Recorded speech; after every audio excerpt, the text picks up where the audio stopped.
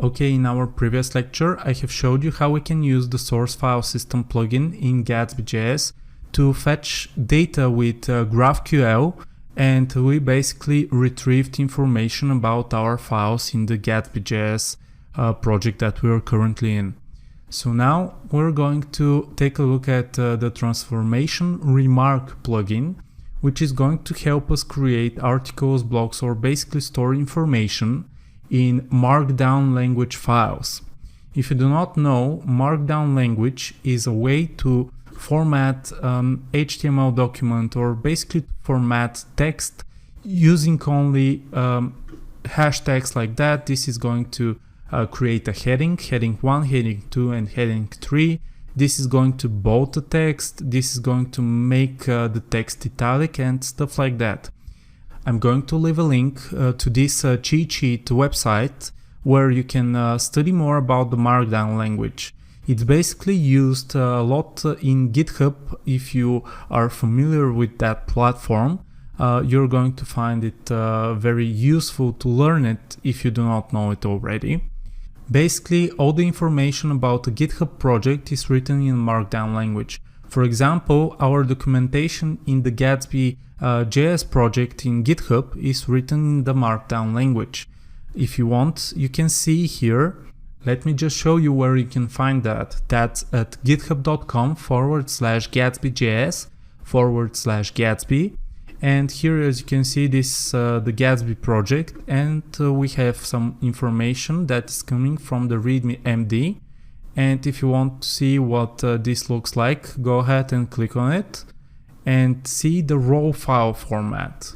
Basically, we have HTML and some text which is formatted with the Markdown codes here. And this is what is transforming our text into format like that. So now we're going to go ahead and search for that plugin. So go ahead and open the Gatsby plugins webpage. So let's just type Remark, and it's going to be the first plugin that comes up.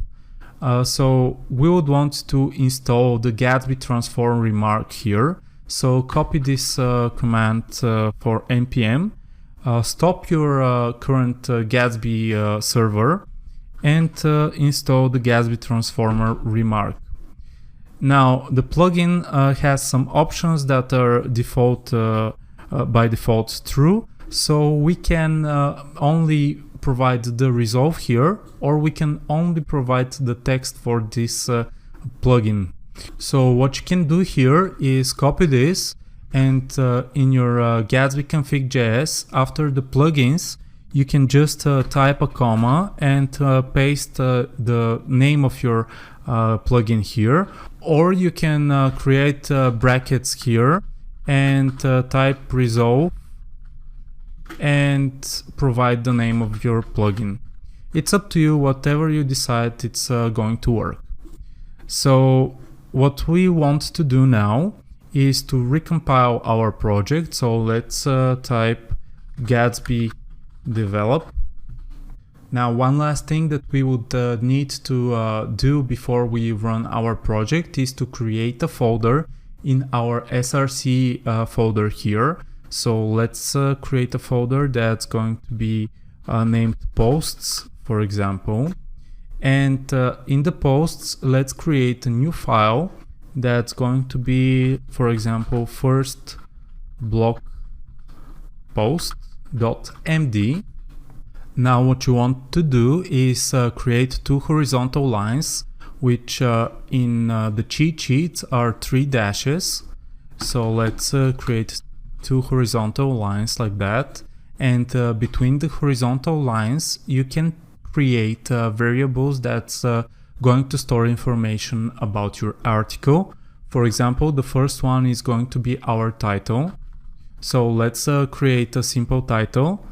My first blog post. And we can also create our date. That's going to be between quotes. So 2018, 5/27. And you can also store keywords, for example, first keyword, second keyword, etc., etc. And after that, you would like to create your article. You can use all the headings and the syntax here. Okay, so let's go ahead and search for a random text generator and copy some text here to provide to our article. And this is it. Now we're ready to recompile our gatsby.js project and try to fetch that information from GraphQL. So let's go ahead and type gatsby develop and wait for that to compile. Okay, now let's go ahead and open our GraphQL. Okay, now what we want to do is to delete our previous query here. And let's go ahead and search our suggestions by pressing Ctrl space. And as you can see on the bottom, we have MarkdownRemark and onMarkdownRemark. So let's go ahead and in the documentation, let's search for onMarkdownRemark here and see our query. It's a type of MarkdownRemark connection, which has nodes which we would want to use.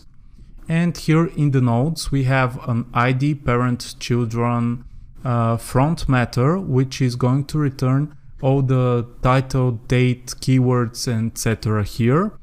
We can also get an excerpt from our article, and we can also get the HTML from our article here.